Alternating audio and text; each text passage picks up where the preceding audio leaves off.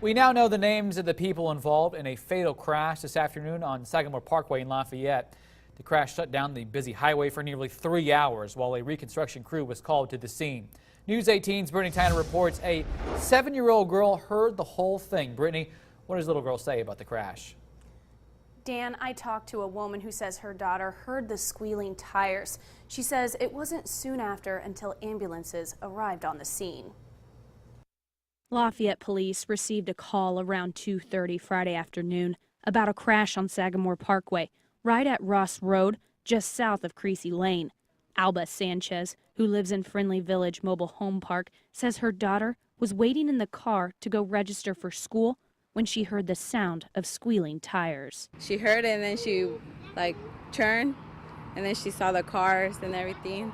And yeah, she was scared. Investigators say 33-year-old Leanna Cherry was traveling north in her maroon passenger car on Sagamore Parkway with her 2 children. A gold passenger car, driven by 83-year-old A.G. Van Gordon, was southbound on Sagamore Parkway. Officers say Van Gordon went to turn left on Ross Road, but failed to yield to Cherry. Cherry's car hit Van Gordon's car on the passenger side, where 80-year-old Barbara Van Gordon was riding. My understanding is that all parties involved were transported to St. Elizabeth East. Police say Barbara Van Gordon was pronounced dead at the hospital. A.G. Van Gordon was admitted to the hospital. Cherry and her 2 children were treated and released. A reconstruction team was called in to investigate. And we'll take measurements and photographs and close-up photographs and then background photographs just to get an idea of what happened and how it happened. Sanchez says she was impressed with how quickly ambulances arrived at the scene.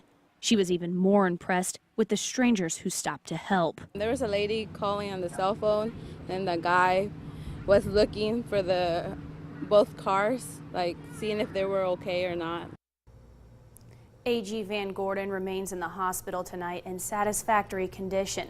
Toxicology results are pending, which is standard procedure for a fatal crash, but investigators do not believe drugs or alcohol were factors. Brittany Tyner, News 18.